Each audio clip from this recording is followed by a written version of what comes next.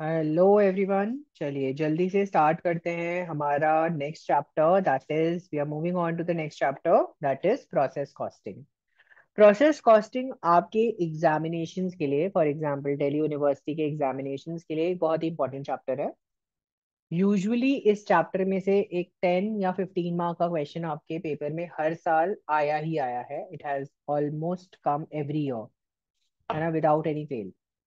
तो अगर आप देख सकते हो, हम जल्दी से इसको स्टार्ट करते हैं। सर, प्रोसेस कॉस्टिंग का बेसिकली मतलब क्या होता है? सर, प्रोसेस कॉस्टिंग का मतलब होता है कि जहां पर एक प्रोडक्ट जो है वो काफी सारे स्टेजेस ऑफ प्रोडक्शन से हमारा कहने का मतलब क्या है कि काफी सारे लेवल्स को पास करेगा, है ना। प्रोडक्शन को अलग अलग लेवल्स को पास करेगा। सर, हर जो लेवल है वो डिस्टिंक्ट है। ईच लेवल जो है, ईच प्रोसेस जो है वो एक दूसरे से डिस्टिंक्ट है, वेल डिफाइंड है। उसे हम प्रोसेस कॉस्टिंग कहते हैं। जैसे कि मैंने यहाँ पे एक छोटा सा एग्जाम्पल के थ्रू आपको समझाया हुआ है दैट अगर मैं एग्जाम्पल लेता हूँ शुगर केन। मैंने एक फार्मर से शुगर केन खरीदा, चीनी बनाना चाहता हूँ। बेटा, मैंने फार्मर से जाके शुगर खरीदा। शुगर खरीदने में कोई प्रॉब्लम नहीं है। सर, ये जो शुगर मैंने खरीदा है बेसिकली मेरा रॉ मटेरियल परचेज है ना। सर, शुगर केन खरीदने में कोई प्रॉब्लम नहीं है, ठीक है। शुगर केन खरीदने में मैंने कोई प्रोसेस नहीं किया। It is just a simple purchase of material, raw material, right. Sir, जब मैंने शुगर केन से शुगर केन जूस निकाला, जब मैंने गन्ने का जूस निकाला, ठीक है, शुगर केन से जब मैंने शुगर केन का जूस निकाला है ना, जब मैंने उससे गन्ने का जूस निकाला है, वो जूस निकालने के प्रोसेस को मैं कह सकता हूँ ये मेरा फर्स्ट प्रोसेस है। This is my process number 1। जहां पर मैंने जूस को एक्सट्रैक्ट किया है, this is my first process. Sir, second process क्या होगा? जब मैं इस जूस को कन्वर्ट कर रहा हूँ टू इंटू जागरी, ठीक है, जब मैं गुड़ में कन्वर्ट कर रहा हूँ, गुड़ में, जागरी में जब मैं इसको कन्वर्ट करता हूँ, जहां पर जागरी बनती है, इसको मैंने नाम दिया प्रोसेस 2। सर, जागरी से जब मैं शुगर बनाता हूँ, जागरी से जब मैं शुगर बनाता हूँ, तो यहाँ पे जहाँ पे शुगर बनती है, ये मैंने नाम दिया प्रोसेस 3। ठीक है, इसको मैंने नाम दिया प्रोसेस 3। सर, जहां पर शुगर बिकता है मार्केट में, सर यहाँ पे तो कोई प्रोसेस हुआ नहीं, दैट मीन्स मैंने फिनिश गुड्स को बेच दिया। सर, हो सकता है ड्यूरिंग द टाइम मैं जूस बेचता हूँ, ठीक है, हो सकता है मैं ये जागरी बेचता हूँ, हो सकता है मैं डायरेक्टली शुगर बेचता हूँ। तो मैं किसी भी लेवल पे सेल कर सकता हूँ। तो यही चीजों को रिकॉर्ड करने के लिए हम प्रोसेस कॉस्टिंग करते हैं। इन्हीं चीजों को रिकॉर्ड करने के लिए हम यहाँ पर प्रोसेस कॉस्टिंग यूज करते हैं। तो प्रोसेस कॉस्टिंग बहुत ही सिंपल प्रोसेस है, जहां पर सिंपल एक अकाउंट, दो तीन चार अकाउंट्स बनते हैं, जहां पर हम सारे खर्चे, सारी इनकम्स वहां पे शो कर देते हैं। फाइनली हम जो भी अमाउंट आता है उसको नेक्स्ट प्रोसेस में ट्रांसफर कर देते हैं। फाइनली जो भी प्रोसीड्स होते हैं, प्रॉफिट प्रॉफिट निकाल के हम वहां पर उसको पुट कर देते हैं, ठीक है।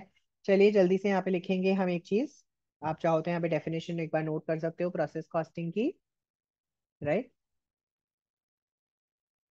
पॉज करके आप कंटिन्यू करो, मैं थोड़ा नीचे ले रहा हूँ। एग्जाम्पल नोट कर लो पहला। ये एग्जाम्पल है प्रोसेस कॉस्टिंग का। Please pause and right. ये कंटिन्यूएशन में लिख लीजिए। Please pause and right. चलिए, thank you.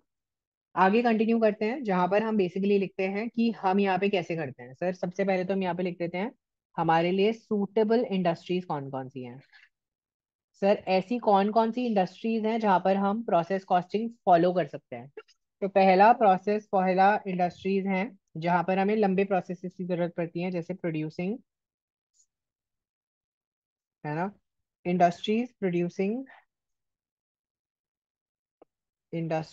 Producing paper, rubber, medicine. अगर आप नेक्स्ट देखेंगे, केमिकल प्रोडक्ट्स, ठीक है, क्लॉथ, शुगर, ठीक है। Then you have flour mills, then you have bottling companies जो बॉटल में डालती है अलग अलग प्रोडक्ट्स, है ना। Then you have canning plants, and another example can be breweries, जहाँ पे हम ब्रूइंग करते हैं। कॉफी ब्रू होता है, अल्कोहल ब्रू होता है, लाइक दैट, राइट। अब हम यहाँ पे थोड़े से ना रूल्स एंड प्रिंसिपल्स लिखते हैं, rules and principles, let's try to write them out. ठीक है, let's try to write the rules and principles, तब हम एक फॉर्मेट भी बनाएंगे। ठीक है सर, पहला rule and principle, the production activity, the production activities of the factory are classified by processes और डिपार्टमेंट, या तो हम डिपार्टमेंट्स में उनको क्लासिफाई करते हैं या अलग अलग प्रोसेस में क्लासिफाई करते हैं। ठीक है, ईच प्रोसेस इज सेपरेट, हर एक प्रोसेस सेपरेट है, एंड सेपरेटली मेजरेबल, और उसे अलग अलग मेजर भी किया जा सकता है। ये बहुत इंपॉर्टेंट है सर। क्यों सेपरेटली मेजर? अगर ये सेपरेटली मेजरेबल नहीं होता ना, प्रोसेस कॉस्टिंग पॉसिबल ही नहीं है।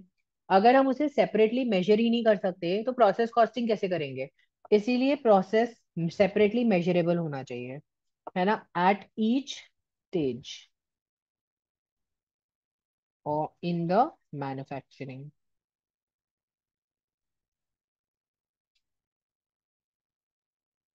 Process of the product. ठीक है ना, अगर ऐसा नहीं होता है तो बेटा हमारे लिए प्रॉब्लम है ना। अगर ऐसा नहीं होगा तो हम मेजर ही नहीं कर पाएंगे, मेजर ही नहीं कर पाएंगे तो प्रोसेस कॉस्टिंग, कॉस्ट कैसे निकालेंगे एक प्रोसेस का, है ना। अगर हम उसे मेजर ही नहीं कर पाएंगे तो हर एक प्रोसेस का कॉस्ट कैसे निकालोगे? वही चीज डिटरमाइन करने के लिए ये जरूरी है। ठीक है, सेकंड प्रिंसिपल क्या होगा सर? डायरेक्ट जितने भी हमारे डायरेक्ट कॉस्ट हों, चाहे इनडायरेक्ट कॉस्ट हों, है ना, ऑफ अ पर्टिकुलर पीरियड, चाहे वो डायरेक्ट कॉस्ट हो चाहे वो इनडायरेक्ट कॉस्ट हो, ऑफ अ पर्टिकुलर पीरियड, ठीक है, आर क्लासिफाइड प्रोसेस वाइज। मतलब एक प्रोसेस में कितने डायरेक्ट कॉस्ट हुए और एक प्रोसेस में हमने कितने इनडायरेक्ट कॉस्ट करे, ये हम जानने की कोशिश करते हैं। और यहाँ पर आपको ये ध्यान देना है, ऑल expenses are debited, है ना, based on the material, labor and overhead cost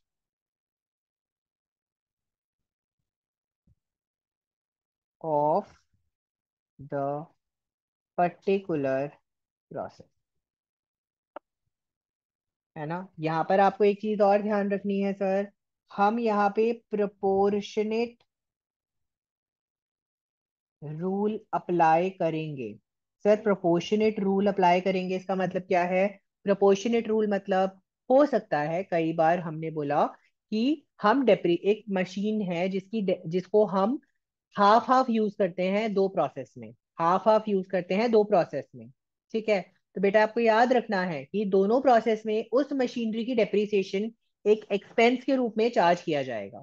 फिर से रिपीट करूं, अगर एक मशीनरी है जिसको मैं प्रोसेस वन प्रोसेस टू दोनों में यूज करता हूँ, तो बेटा उसकी जो डेप्रिसिएशन है उसे मैं हाफ हाफ प्रोपोर्शनेट करूंगा और दोनों प्रोसेसेस में पुट करूंगा।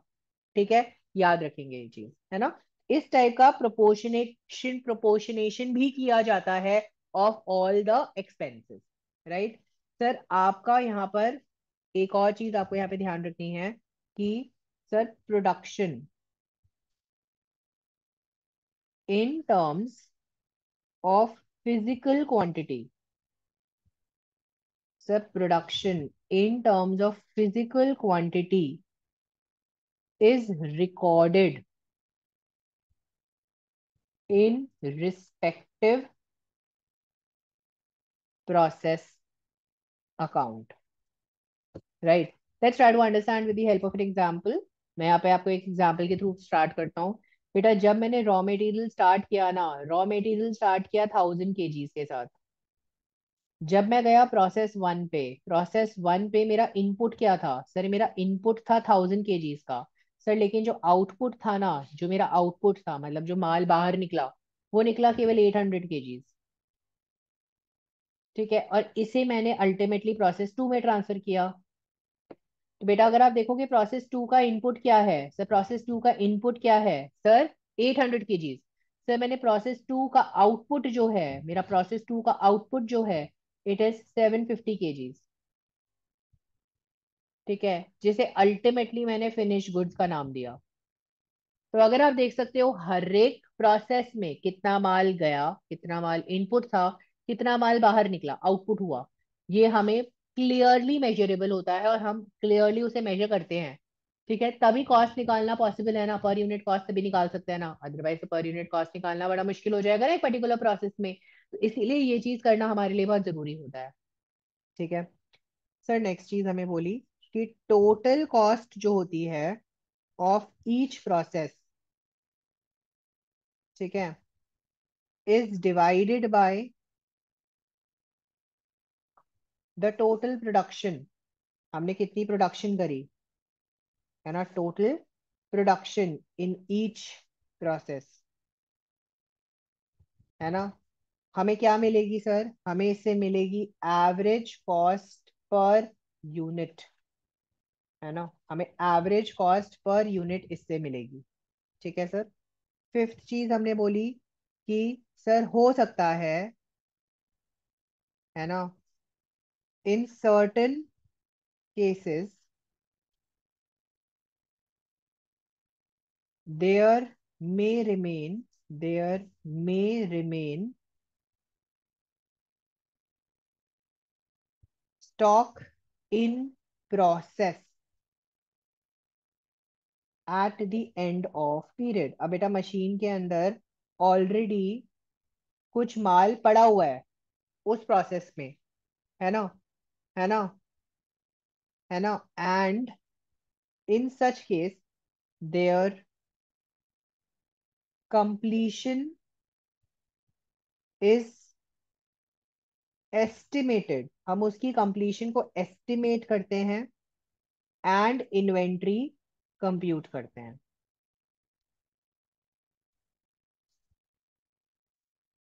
ओके, जब हम प्रैक्टिकल क्वेश्चंस करेंगे तब आपको ये प्रोसेस पॉइंट थोड़ा समझ आएगा।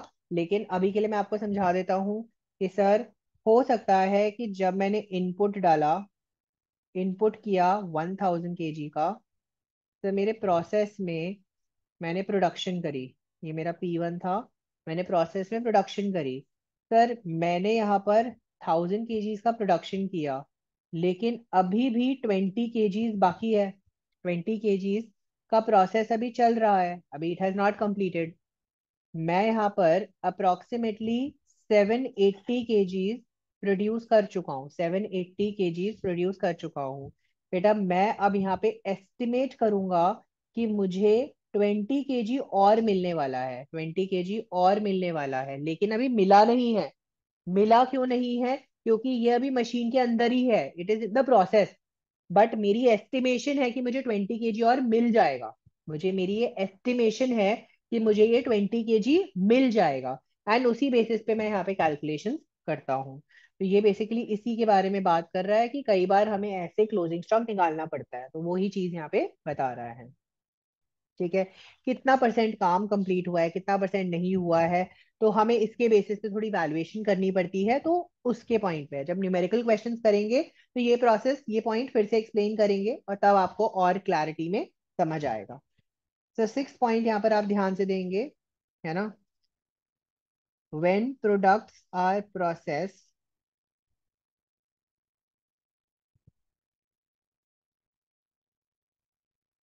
इन more than one department, costs of one department are transferred to the next department as initial cost। इसको समझ लेते हैं, ये प्रोसेस थोड़ा इंपॉर्टेंट है, ये कॉन्सेप्चुअली भी इंपॉर्टेंट है।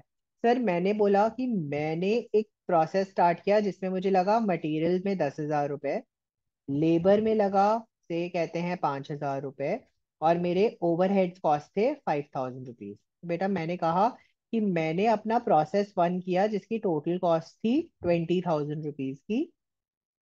ठीक है।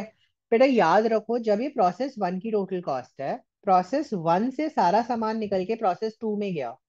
बेटा अगर आप ध्यान रखोगे, प्रोसेस टू की इनिशियल स्टार्टिंग कॉस्ट क्या होगी? स्टार्टिंग कॉस्ट क्या होगी जो इसकी टोटल कॉस्ट है? 20,000। यहाँ पर आपको ध्यान रखना है कि जब भी हम प्रोसेस टू की कॉस्ट स्टार्ट करेंगे कैलकुलेट करना, तो it will be starting from 20,000। तो प्रोसेस वन का जो टोटल कॉस्ट है वो प्रोसेस टू का इनिशियल कॉस्ट हो जाएगा। फिर से रिपीट कर रहा हूँ, जो प्रोसेस वन का टोटल कॉस्ट है वही हमारा प्रोसेस टू का इनिशियल कॉस्ट बन जाएगा। तो ये इनिशियल कॉस्टिंग का कैलकुलेशन हमारे लिए बहुत इंपॉर्टेंट है। क्यों इंपॉर्टेंट है, जल्दी से सोच के बताओ। सर ये हमारे लिए क्यों इंपॉर्टेंट है इसे इवैल्यूएट करना? सर इसलिए इंपॉर्टेंट है कि हमें फाइनल प्रोडक्ट तो निकालना है ना, फाइनल प्रोडक्ट का प्राइस भी तो निकालना है। फाइनल प्रोडक्ट का प्राइस कैसे निकालोगे? इन्हीं सब वैल्यूएशन के बाद ही निकालोगे ना। इसीलिए ये सब इंपॉर्टेंट है। राइट। सर यहाँ पर अब हम एक सेवेंथ पॉइंट लिखेंगे। इन केस ऑफ लॉस और spoilage, in case of loss और spoilage of units in a department और process, the loss is borne by. बेटा मेरे को अगर काम करते करते थोड़ा सा लॉस हो गया, नॉर्मल लॉस होता है, होता ही है नॉर्मल प्रोडक्शन करते हुए, तो अगर कुछ नॉर्मल लॉस हो जाता है तो वो लॉस कौन बॉर्न करेगा? जो हमारी यूनिट प्रोड्यूस हुई हैं इन दैट पर्टिकुलर प्रोसेस वही बियर करेंगे। तो इन केस ऑफ लॉस और spoilage of units in a department और process, the loss is borne by the units produced in that particular process और डिपार्टमेंट। सर एग्जाम्पल के साथ समझा दो, थोड़ा क्लैरिटी कम है इसमें। बेटा एक एग्जाम्पल ले लेता हूँ। मैं बात कर रहा हूँ प्रोसेस वन की। ठीक है। सर प्रोसेस वन में मैंने यहाँ पे मटेरियल लिया 10,000 का, लेबर कॉस्ट लिया 10,000 का। बेटा मेरी टोटल कॉस्ट कितनी है? 20,000। सर मेरा इनपुट है 100 यूनिट्स का। बेटा लेकिन अगर आप देखोगे मेरा जो आउटपुट है, मेरा जो आउटपुट निकल कर आया वो आया केवल 90 यूनिट्स। है ना, मैं ले लेता हूँ एग्जाम्पल सिंप्लिसिटी के लिए 80 यूनिट्स। अगर आप देख सकते हैं यहाँ पे 20 यूनिट्स लूज हो गए, मेरे पास यहाँ पे लॉस आ रहा है 20 यूनिट्स का। मेरे पास यहाँ पे लॉस आ रहा है बेटा 20 यूनिट्स का। बेटा ये जो 20 यूनिट्स का लॉस है ये कौन बियर करेगा? सर ये 20 यूनिट्स का लॉस ये 80 यूनिट्स बियर करेंगे। ये पॉइंट मुझे यही समझाता है। ये जो 20 यूनिट्स का लॉस है ना, ये कौन बियर करेगा? ये 80 यूनिट वाले ये लॉसेस, ये 80 यूनिट्स बियर करेंगे। तो जब मैं यहाँ पे हमारी एवरेज कॉस्ट निकालूंगा, तो मैं निकालूंगा 20,000 डिवाइडेड बाई 80। है ना, तो जो भी वैल्यू आएगी वो हम यहाँ पे दिखा देंगे। That is 250। Per unit cost I 250। Logically क्या करते हम? 20,000 डिवाइड बाय 100 करते तो 200 रुपए की कॉस्ट आती। लेकिन क्योंकि इन 20 यूनिट के लॉस को भी कौन बियर करेगा? ये 80 यूनिट ही करेंगे। इसी वजह से मैं इसको हमेशा डिवाइड करूंगा by the actual units produced, output produced. I hope कोई प्रॉब्लम नहीं है, जल्दी बता दीजिए यहाँ तक। राइट। यहाँ पर आपको थोड़ा सा पॉइंट याद रखना है सर। इसके साथ साथ अब हम बेसिकली थोड़ा सा एक चीज और याद रखेंगे। Sir during the process, during the processes, the stock might be sold to the during the processes, the stock might be sold to the consumers. Such sale of stock will be recorded in the respective process itself. अब sir ये क्या लिखवा दिया आपने? Let us try to understand. बेटा let's try to understand. मैंने बोला था प्रोसेस वन था जहां पर हम शुगर केन का जूस निकालते हैं, ठीक है। बेटा शुगर केन का जूस कोई डायरेक्टली नहीं लेता। प्रोसेस टू था जहां पे हमने जैगरी बनाया। बेटा अगर आप ये ध्यान देंगे, जैगरी एक अपने आप में एक फिनिश गुड है। तो बेटा जैगरी भी हम मार्केट में सेल कर सकते हैं ना, मार्केट में सेल कर सकते हैं ना, ठीक है। और इसे हम प्रोसेस थ्री के लिए भी ले जा सकते हैं जहां पर हम शुगर बनाएंगे।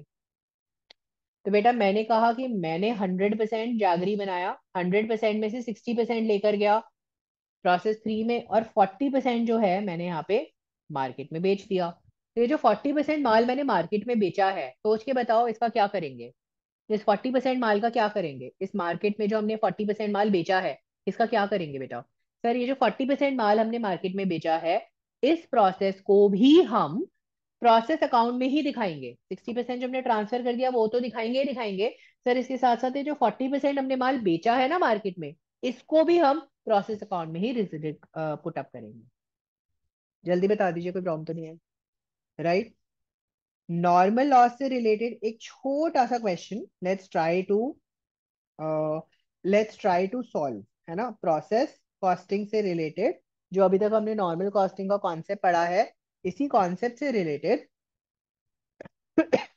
let's try to start to study with the help of a numerical example.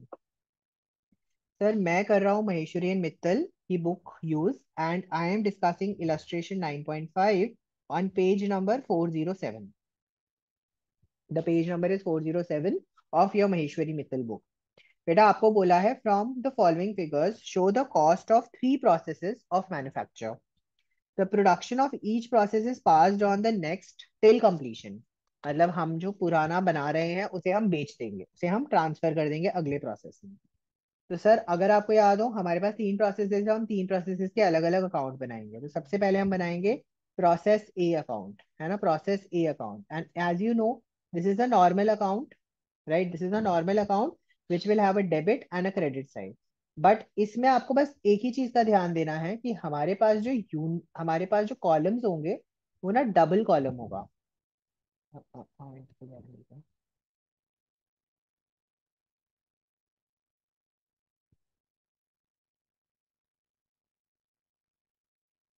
बेटा हमारे पास जो कॉलम्स होंगे वो ना डबल कॉलम्स होंगे। बेटा यहाँ पर हम डबल कॉलम्स क्यों बना रहे हैं? एक बना रहे हैं यूनिट्स के लिए, और एक बना रहे हैं अमाउंट के लिए। Units and amount, so that हमारे लिए कैलकुलेशन थोड़ी आसान हो जाए। अगर आप देखोगे बेटा, मेरे लिए यहाँ पर प्रोसेस ए में मेरे को वेजेस एंड मटेरियल दे रखा है। कितना? For 72,000 units, for 72,000 units input है ना। मेरे को दे रखा है 60,800। सर मुझे यहाँ पे वर्क्स ओवरहेड दे रखा है, वर्क्स ओवरहेड दे रखा है ना। सर कितना? 11,200, ठीक है। सर अगर आप देखोगे मैं यहाँ पे क्या करूंगा, सर मैं सिंपली यहाँ पे टोटल कर दूंगा, ठीक है। आपको यहाँ पे कुछ भी नहीं बता रखा मेरे लॉस लॉस से रिलेटेड, तो मैं क्या करूंगा सर, सिंपली यहाँ पर जो भी मेरा अमाउंट आ रहा है, सर मैंने 72,000 यूनिट्स आ रहे हैं, और 72,000 यूनिट्स में मेरे पास यहाँ पे इसका टोटल आ रहा है कितना? 72,000। मेरे पास यूनिट्स भी 72,000 है, और मेरे पास अमाउंट भी 72,000 आ रहा है ना। तो सर मैं इसको सीधा सीधा ट्रांसफर कर दूंगा। सर किस में ट्रांसफर कर दूंगा? क्योंकि मेरे पास ना तो कोई लॉस है ना कुछ और है। सर मैं सीधा सीधा इसको ट्रांसफर कर दूंगा किस में? By transfer to process B, B वाले प्रोसेस में ट्रांसफर कर दूंगा। That's what the concept is, simple. Sir next question, next account बनाते हैं, that is process B account, ठीक है। सो प्रोसेस बी में भी अगेन मेरा वही डबल उसमें बनेगा, एक यूनिट का, एक अमाउंट का, राइट। तो अगर आप देखोगे मेरे पास में ऑलरेडी यहाँ पे ट्रांसफर आ रहा है, अगर आप देखोगे मेरे पास ऑलरेडी आ रहा है फ्रॉम प्रोसेस ए। कितना आ रहा है? प्रोसेस ए से मेरे पास ऑलरेडी ट्रांसफर कितना आ रहा है? 72,000 का प्रोसेस आ रहा है एट द रेट ऑफ 72,000, है ना। सर मुझे अगर यहाँ पे पर यूनिट कॉस्ट निकालनी है ऑफ प्रोसेस ए, कितनी हो जाएगी sir? Total cost upon total production, total cost 72,000, total production 72,000, sir value आ गई 1 रुपी। सर अगर आप देखोगे मुझे ना क्वेश्चन में एक ओपनिंग स्टॉक भी दे रखा है, अगर आप देख सकते हो 1 जुलाई को मुझे एक ओपनिंग स्टॉक दे रखा है इन प्रोसेस बी, है ना? So you can see I have an opening stock of 8,000 here. Sir, how much am I going to value this stock at? Sir, since मेरी कॉस्ट क्या है, ओपनिंग स्टॉक क्या हो सकता है यहाँ पे? सर केवल किसका होगा? सर 1 रुपी का कॉस्ट है, तो हम 1 रुपी में इसको मेजर कर सकते हैं, तो हम इसे किस रुपी में मेजर करेंगे? 1 रुपी में। सर हमने इसे 1 रुपी में ही क्यों मेजर किया? क्योंकि अभी तक और as on the date process B के स्टार्टिंग में मेरी अभी तक कॉस्ट कितनी लगी है, लागत कितनी है, कॉस्ट कितनी है? सर 1 रुपी है, इसीलिए हम उसको 1 रुपी ही चार्ज करेंगे, नथिंग मोर। ठीक है सर। नेक्स्ट अगर आप देखोगे मेरे को यहाँ पे एक, यहाँ पर आप देख सकते हो मुझे यहाँ पे कॉस्ट दे रखे हैं wages and material. Wages and material का कॉस्ट दे रखा है 24,000, और उसके साथ साथ मुझे यहाँ पे वर्क्स ओवरहेड दे रखा है क्वेश्चन में 10,500। ठीक है। अगर आप देखोगे मुझे क्वेश्चन में एक चीज और बताई हुई है, sir I have a closing stock, I have a closing stock, I have a closing stock here, and the closing stock is of 2,000 units. The closing stock is of 2,000 units. Sir, again, this closing stock will be valued at rupees 1 again, 2,000 rupees. Sir आपको ना यहाँ पे transfer to process सी के लिए जो यहाँ पे amount दे रखा है वो कितना दे रखा है? सर आपको दे रखा है 75,000 यूनिट्स। बेटा क्या आप देख सकते हो यहाँ पे मेरे पास नेट में कितना होना चाहिए था? सर मेरे पास 80,000 यूनिट्स का इनपुट है, बट मेरे पास आउटपुट डिटेल्स केवल 77,000 का है। तो सर आप देख सकते हो ना यहाँ पे मेरे पास वेस्टेज हो रहा है। Sir this is a wastage here of 3,000 units. तो आई कैलकुलेटेड सर इस वेस्टेज की कोई कॉस्ट नहीं है, ये 3,000 की वेस्टेज कॉस्ट कौन बेयर करेगा? सर ये हमारा फाइनल प्रोडक्ट बेयर करेगा। सर इसकी कॉस्ट कितनी आएगी? 72,000 plus 8,000 plus 24,000 plus 10,500 minus 2,000, that is 112,500।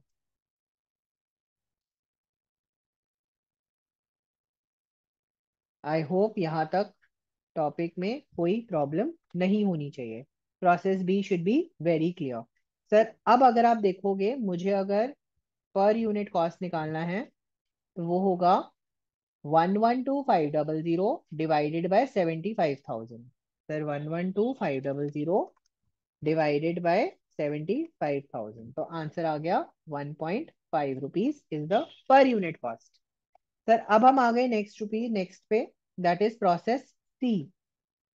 अब हम मूव ऑन कर जाएंगे नेक्स्ट प्रोसेस पे, प्रोसेस सी पे। अगेन सर हम वही फॉर्मेट बनाएंगे, units and amount, units and amount, right. Let's try to be a little slow. Opening stock मुझे क्वेश्चन में गिवन है कितना? सर ओपनिंग स्टॉक यूनिट मुझे गिवन है 33,000। Sir what do you think, so ये कितने वैल्यू पे वैल्यू होनी चाहिए? सर ये 1.5 रुपीज पे वैल्यू होनी चाहिए। That means 33,000 into 1.5, that should come out to be 49,500। Sir at the same time मुझे यहाँ पे क्लोजिंग स्टॉक भी गिवन है। सर क्लोजिंग स्टॉक कितना है? सर 11,000। सर ये किस पे वैल्यू होना चाहिए? अगेन ये भी 1.5 पे वैल्यू होना चाहिए, दैट मीन्स 16,500। सर अगर आप देखोगे मेरे पास ट्रांसफर फ्रॉम प्रोसेस बी कितना है? ट्रांसफर फ्रॉम प्रोसेस बी मुझे कितना दे रखा है? Sir transfer from process B मुझे दे रखा है, I have transferred 75,000 units at 112,500। At the same time sir मेरे पास मटेरियल एंड लेबर का कॉस्ट है, और मेरे पास वर्क्स ओवरहेड का कॉस्ट है। So that is given to me as 58,500 and 12,000। बेटा अगर आप देख सकते हो मेरे पास टोटल प्रोडक्शन कितनी है? यहाँ पर है 1,08,000। और सर मैंने यहाँ पर क्लोजिंग स्टॉक कितना करा है? अगर आप देख सकते हो मैंने फिनिश्ड गुड्स में माल भेज दूंगा अब। Finished goods process C is the last process. तो अगर आप देखोगे मैंने कितना माल भेजा है इसको? सर मैंने 96,000 माल भेजा है। ठीक है। अगर आप देखोगे मेरी वैल्यूएशन कितनी होनी चाहिए? सर 108 माइनस 96, है ना, माइनस 11,000। तो अगर आप देखोगे मेरे पास यहाँ पे वेस्टेज कितना आ गया, सर मेरे पास वेस्टेज आ गया 1,000 यूनिट्स का, अगेन जिसकी कोई वैल्यू नहीं है। 49,500 plus 112,500 plus 58,500 plus 12,000, that gives me 2,32,500 minus 16,500, that gives me 2,16,000। Sir अगर आप देखेंगे मुझे यहाँ पे पर यूनिट कॉस्ट निकालनी है, जो आ जाएगी कितनी,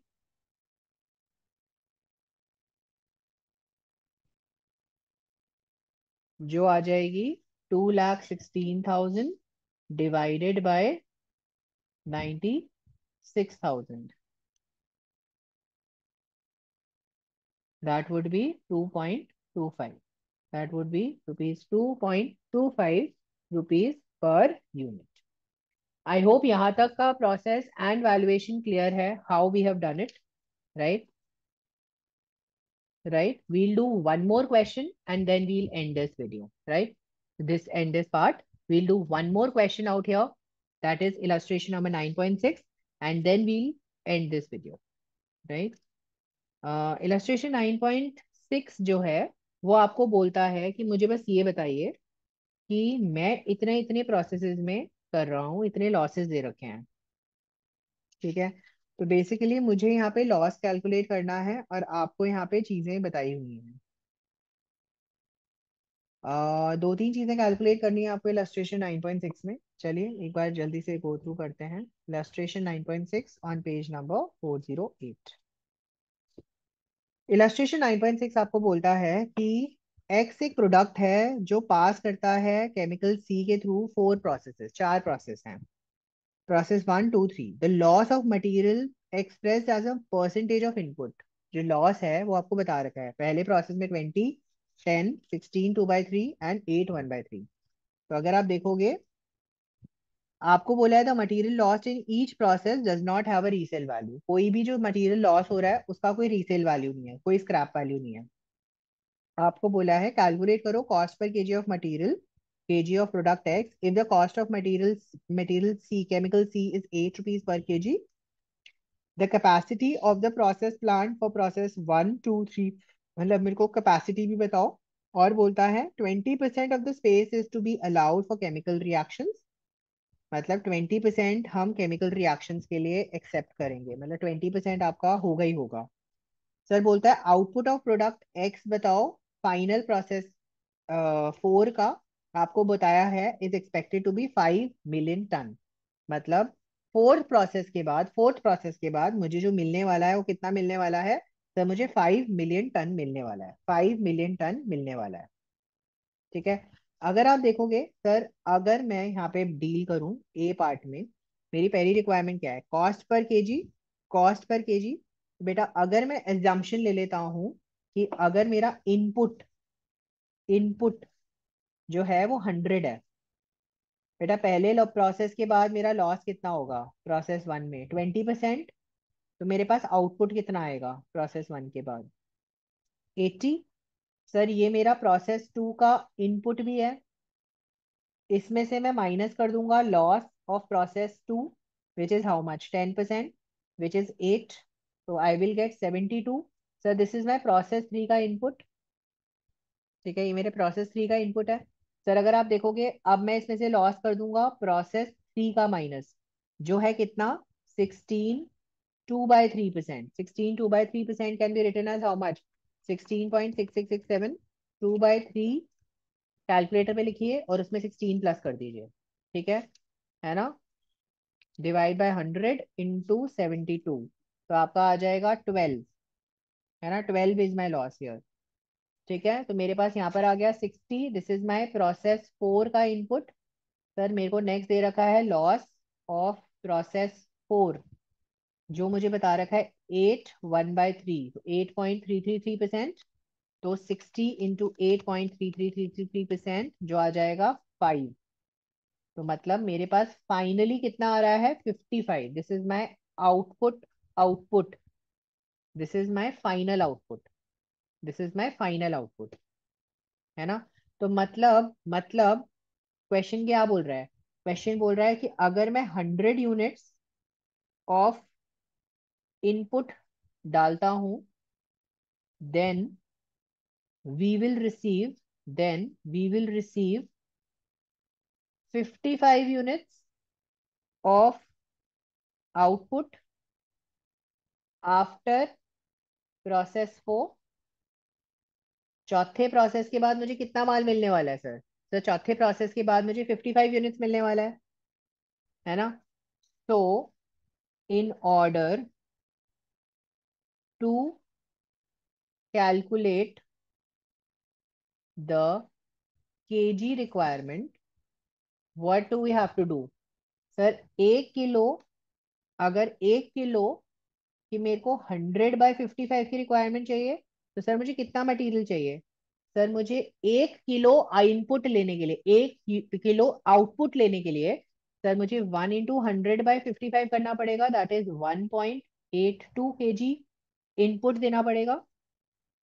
और 1.82 kg जो है वो मुझे 8 रुपए पर केजी के हिसाब से मिलेगा। तो इसका मतलब मेरे को कितना कॉस्ट लगने वाला है? मेरी कॉस्ट क्या होने वाली है सर? मेरी कॉस्ट होने वाली है ₹14.55। ₹14.55। आई होप क्लियर है सर। यही